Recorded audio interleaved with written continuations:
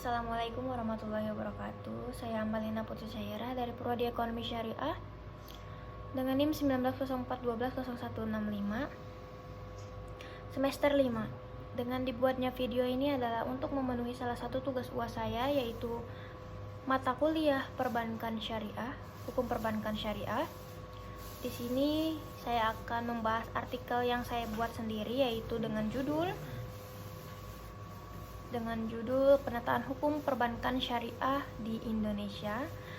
Yang saya bahas di sini adalah sejarah perbankan syariah di Indonesia, kedua regulasi perbankan di Indonesia dan kaitannya dengan hukum syariah, kemudian yang terakhir adalah dinamika perkembangan ekonomi di Indonesia. Baiklah, di sini saya akan membahas yang pertama, yaitu sejarah perbankan syariah di Indonesia. Bank adalah organisasi yang melakukan 3 fungsi utama, yaitu menerima simpanan, meminjamkan uang, dan menyediakan layanan pengiriman uang. Dalam sejarah ekonomi Muslim, pembiayaan dengan kontrak yang menganut syariah telah menjadi tradisi Muslim sejak zaman Nabi Muhammad SAW. Praktik-praktik seperti mengambil barang untuk titipan, meminjamkan uang untuk konsumsi dan bisnis, dan mentransfer uang telah menjadi hal biasa sejak zaman para nabi. Jadi fungsi utama perbankan modern yaitu mengambil simpanan, mentransfer uang yang telah menjadi bagian integral dari kehidupan Muslim sejak zaman Nabi Muhammad SAW.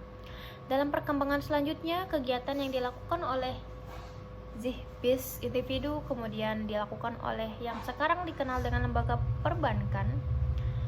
Ketika orang Eropa mulai mempraktikkan perbankan, terdaftar sebagai bank pertama dibangun pada tahun 2000 dan karena itu ilegal.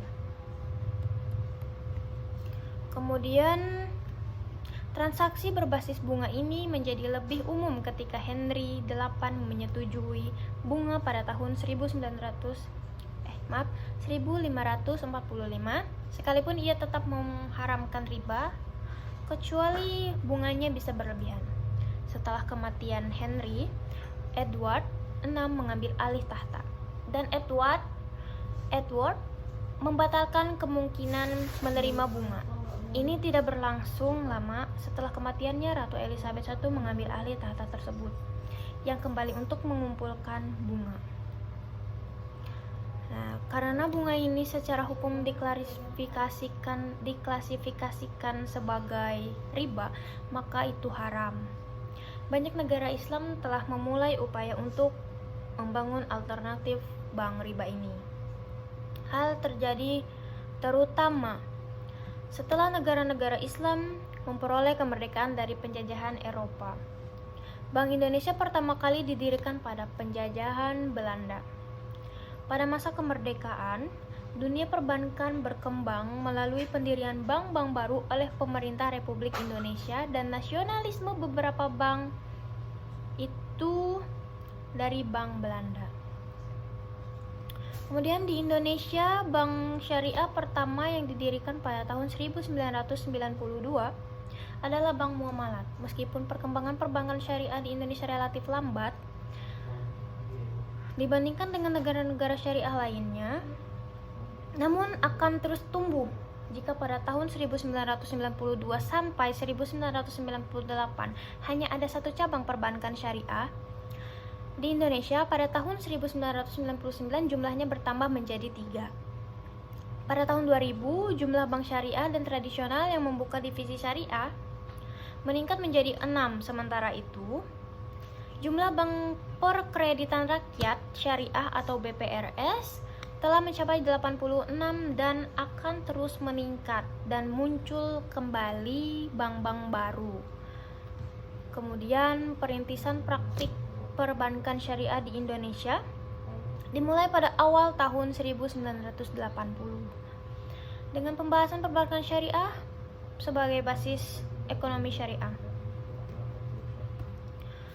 Ketua MUI Hasan Basri mengatakan penundaan Pendirian bank syariah di Indonesia disebabkan oleh kemauan politik yang tidak didukung.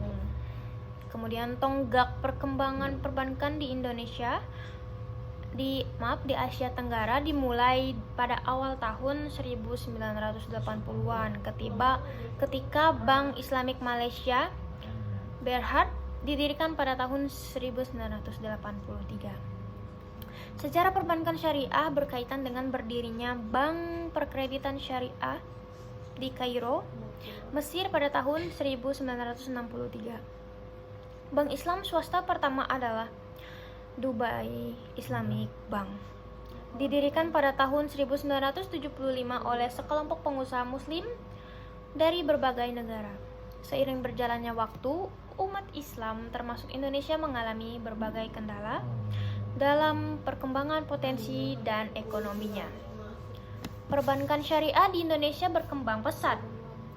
Salah satu periode yang baik, yang unik untuk menggembirakan dalam rangkaian panjang perkembangan perbankan syariah di Indonesia adalah pematangan konsep dan ide-ide inovatif pertama yang muncul pada tahun 90-an.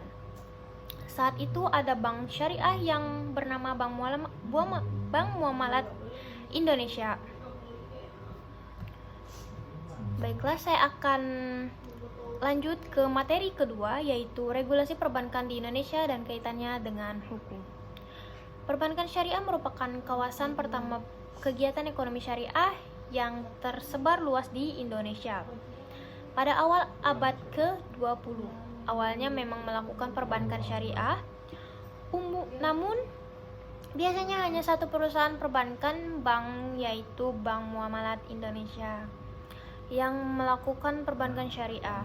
Kemudian peraturan perbankan syariah pertama kali diperkenalkan dalam Undang-Undang Perbankan Nomor 7 Tahun 1992 dengan mengacu pada istilah bank bagi hasil. Tanpa mendefinisikan prinsip bagi hasil, pengertian prinsip bagi hasil dapat dinilai pada PP Nomor Bagi Hasil Pasal 72 Pasal 2 Tahun 1992 tentang perbankan, yaitu prinsip bagi hasil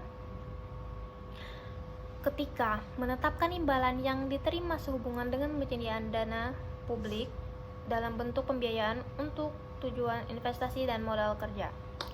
Kemudian sejak didirikan pada tahun 2000, DSN MUI telah menawarkan deposito mata, kemudian tabungan, deposito berjangka, kemudian murabaha, jual beli saham, dan dana musyarakah, dana ihara, wakara, kafalah, hawala, diskon murabaha, dan cadangan untuk akuisisi yang diterbitkan. Fatwa penyusutan aset, reksadana syariah, brankas, ran emas, rekening giro syariah, obligasi syariah, surat kredit, pasar modal syariah, kartu muat syariah, sertifikat bank syariah, jualah, dan lain-lain.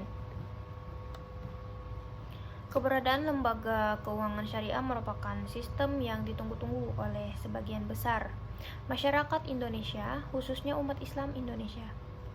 Umat Islam Indonesia menginginkan layanan keuangan dan perbankan yang sesuai dengan syariat Islam, jauh dari riba, jauh dari praktik spekulatif seperti perjudian, ambiguitas, pelanggaran prinsip keadilan dalam transaksi dengan pelanggaran praktik riba.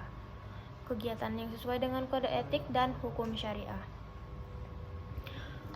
Kemudian Bank Islam dapat menggunakan asuransi syariah untuk menutupi resiko keuangan klien mereka.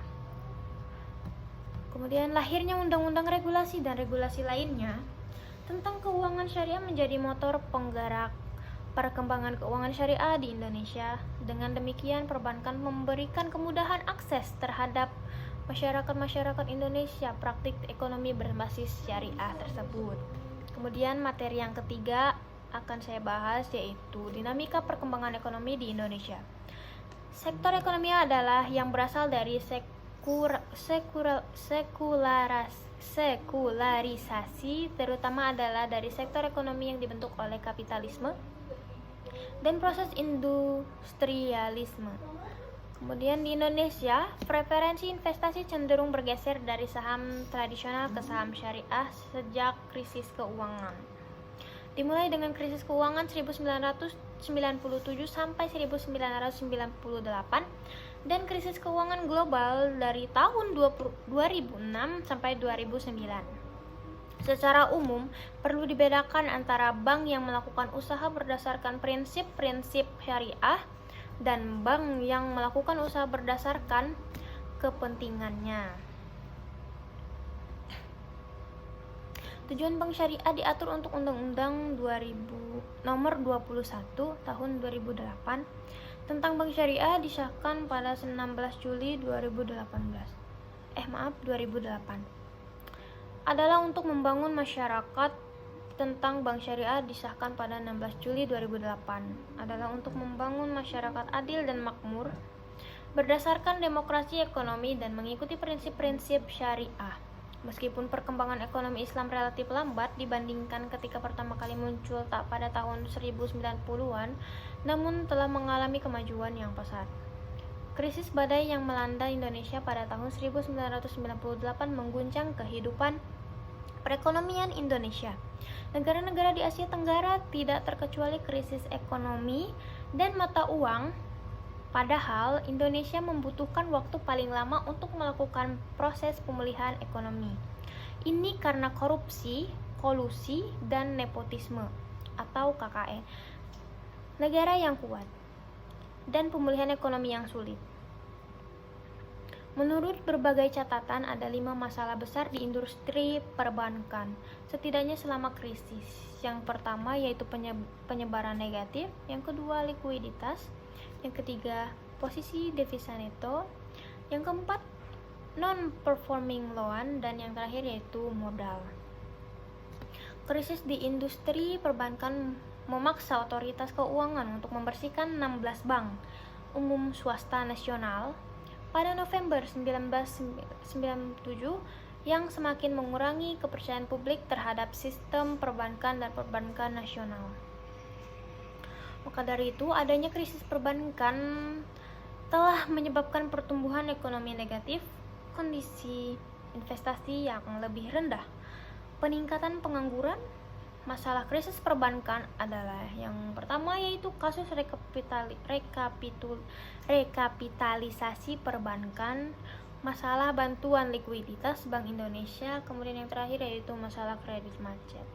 Di sisi lain, UKM mampu bertahan dari krisis ini karena mereka aktif di sektor real dan mereka hampir tidak bergantung pada bank.